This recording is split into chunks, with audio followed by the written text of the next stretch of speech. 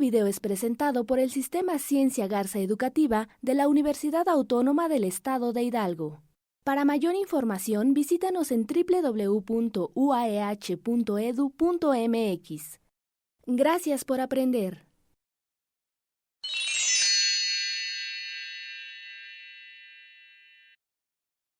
Buenos días, soy el maestro José Guadalupe de Reyes, docente del Espacio Parque del Río de la Universidad Autónoma de Hidalgo. Hoy hablaremos del tema de transformaciones económicas y sociales durante el siglo XVIII y XIX, y la materia análisis histórico universal. El tema, la ilustración, nueva filosofía política, Rousseau, Voltaire y Montesquieu. El objetivo de esta clase es el siguiente: analizar los principales procesos históricos de mayor relevancia en el mundo y su evolución desde el siglo XVIII hasta la época contemporánea, donde se integra la teoría, la práctica y la investigación, que permita conocer el pasado, entender el presente y proyectar el futuro con una visión integral para que el alumno comprenda las diversas transformaciones hasta el contexto actual. El objetivo del tema de esta clase sería reconocer y comprender las transformaciones económicas y sociales que surgieron durante los siglos XVIII y XIX, así como los cambios que se produjeron a partir de la Ilustración y la Revolución Industrial. La competencia será: piensa analítica y reflexivamente sobre los procesos históricos que han configurado a nivel internacional. Tenemos una pregunta fundamental para el inicio de esta sesión de clase. ¿Cuál es la relevancia del pensamiento político, económico y educación en nuestros días? Mucho se habla hoy en día de un sistema económico, político, social y cultural. Un sistema que día con día toma más cavidad en la participación de las personas.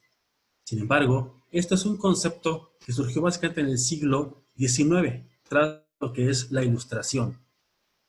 Cabe mencionar que previo a este proceso histórico se vio una etapa, ¿sí?, llamada como el oscurantismo, una etapa donde prácticamente el conocimiento, dicen los teóricos, se encontraba oculto.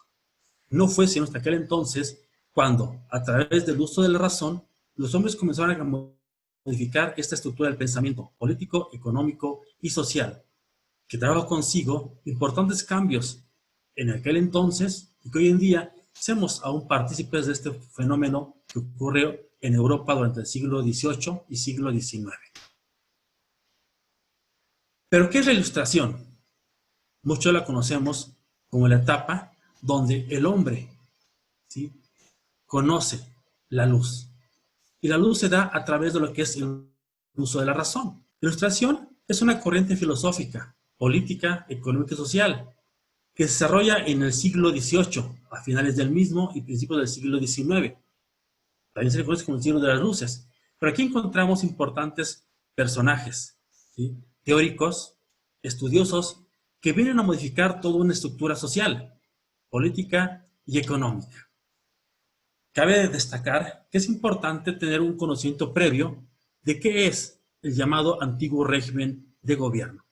Surge aquí una pregunta fundamental: ¿cuál es el sistema de ordenación política, social y económica antes de la Ilustración? Es el antiguo régimen. Este régimen básicamente tenía un principio fundamental: el poder en manos de una sola persona.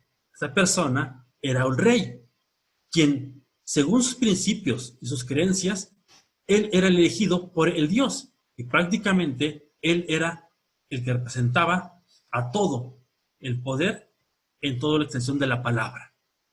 Es decir, una monarquía absoluta que logró el dominio y control de prácticamente toda Europa y que prevaleció hasta el siglo XVIII. No fue hasta entonces cuando algunos pensadores, los ilustrados, comenzaron a hacer mucho hincapié en el uso de la razón. Y la razón sería la puerta que los llevaría al nuevo amanecer. Es decir, donde acabamos con el oscurantismo y viene esa luz. De ahí justamente el siglo de las luces. Obviamente, es importante mencionar en qué consiste el pensamiento político ilustrado. ¿Quién fueron los principales exponentes? Si hablamos del pensamiento político ilustrado, hablamos de tres principios fundamentales. El primero es el uso de la razón. Es decir, el hombre comienza a cuestionarse, comienza a buscar una respuesta a todo su acontecer. Es a través de la razón como realmente encuentra explicación de todo su acontecer. Y es decir, comienza a dejar aquella ideología donde todo era otorgado, era dado, era por un mandato divino, es decir, por un ser supremo que representaba un Dios. Es un principio fundamental. Yo creo que este es el preámbulo para lo que fue el pensamiento del siglo XIX. Otro principio fundamental fue el progreso.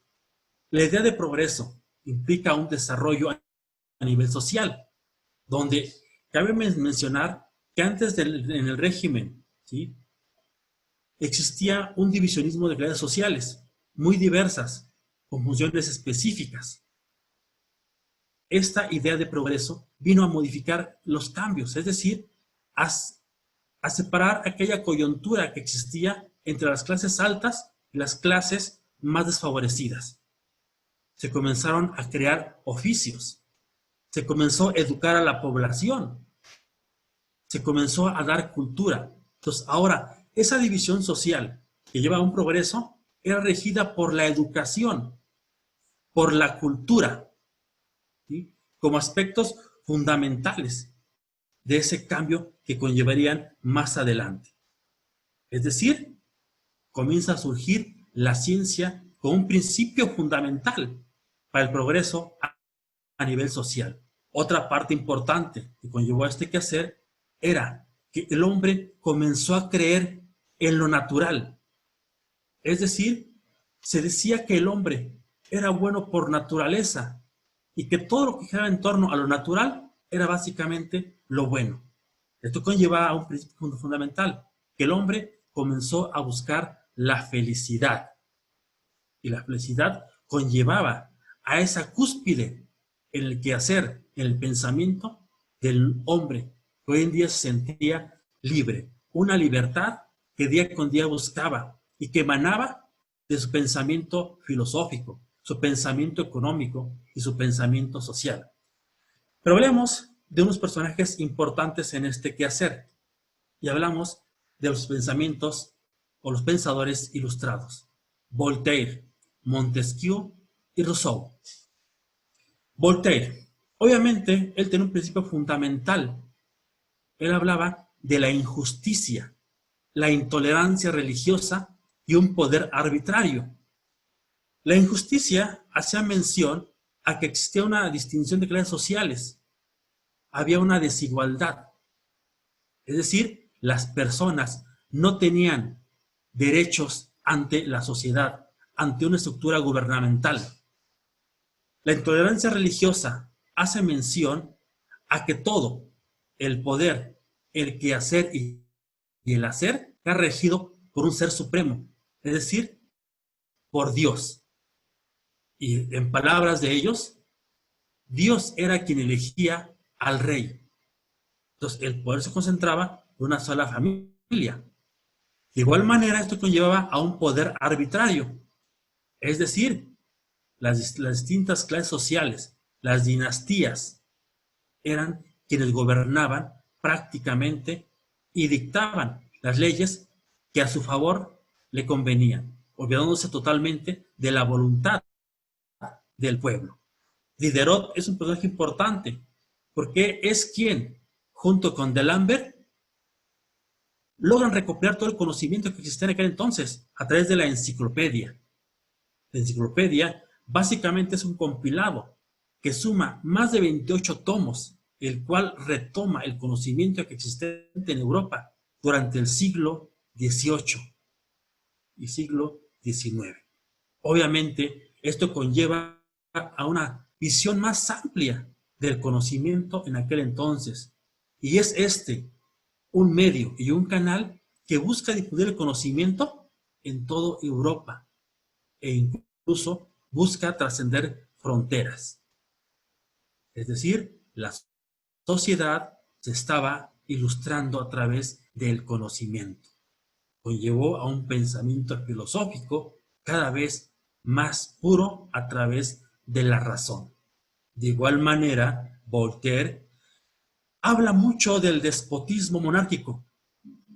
¿Y qué es el despotismo? No es más que el poder en un solo grupo de personas que regía dentro de un pueblo, dentro de una sociedad, la cual buscaba a toda costas terminar con este privilegio y devolverle al pueblo el poder. Cabe mencionar que junto a ello existe otro personaje importante, Montesquieu. Montesquieu se le recuerda por una parte fundamental en la vida política de las sociedades. Es decir, porque él fue quien instauró dentro de un sistema europeo el principio de la democracia a través de la separación de los poderes y conllevó finalmente la democracia como una virtud, como la capacidad que tiene el hombre de poder elegir a sus gobernantes. Montesquieu comienza a hablar de lo que es una república, de la división de poderes, poder ejecutivo, legislativo y judicial. El poder ejecutivo, como su nombre lo indica, es el que ejecuta todos los principios o las leyes que emanan dentro de una sociedad. Poder legislativo hace referencia a un conjunto de legisladores que eran personas que pertenecían al pueblo y eran ellas quienes determinaban las leyes que tenían que regir a una sociedad. Y el poder judicial hace referencia a la aplicación de las normas y principios que establecían dentro de ese quehacer. Es decir, la parte que tenía que impartir la justicia a una sociedad. ¿Sí? Una importante obra de este personaje es el espíritu de las leyes. Es decir, ahora la sociedad sí va a regir no por un poder divino, no por un ser supremo, no por Dios. Se va a regir a partir de principios, de leyes que buscan la igualdad, la equidad y la justicia dentro de un contexto social. Esto vino a modificar de antemano todas las pautas de comportamiento social que se ejercían en aquel entonces en el siglo XVIII y siglo XIX. Cabe destacar que junto a ello existe otro personaje muy importante. Hablamos de Rousseau. Rousseau, él fue el principal ideólogo y su principal principio era la naturaleza. Entonces, él hablaba de que el hombre nace bueno por naturaleza y es la sociedad quien lo corrompe. Muchos estarán de acuerdo con este principio, muchos pensarán lo opuesto. Entonces, finalmente, el hombre como un ser libre, como un ser auténtico, que nace, ¿sí? Y lo van formando dentro de una sociedad. La sociedad es quien lo envicia. A través del principio, Rousseau busca esa liberación, que el hombre recupere esa libertad natural, que el hombre se vuelva bueno, que el hombre sea puro. Para ello establece un principio fundamental en su obra magna, es el contrato social. Esta obra manifiesta en su interior que los hombres, junto con las instituciones dentro de un Estado, deben pactar, deben hacer un contrato donde establezcan, ¿sí?, obligaciones y responsabilidades. Y sólo así una sociedad podrá tener ese crecimiento o ese desarrollo, pero a través de un equilibrio, el cual sea justo, sea igual y en igual de dimensiones o magnitudes, sin privilegio alguno. Obviamente conlleva esto a la autonomía de los hombres, mas no a la dependencia de los hombres ante principios que solo respondían en aquel entonces a ideas de un grupo de personas, en muchas ocasiones que favorecían o tienen privilegios ciertas clases sociales. De igual manera, ¿sí?, surge aquí la pregunta: ¿cuál es la relevancia del pensamiento político de Ilustración en nuestros días? Una pregunta que conlleva una reflexión. ¿Realmente los cambios que surgieron en aquel entonces. Estoy hablando de prácticamente siglo XVIII, siglo XIX, hace ya prácticamente más de 200 años. ¿Tendrán hoy relevancia en nuestro quehacer? ¿O fueron simplemente principios que en aquel entonces modificaban la estructura a nivel social?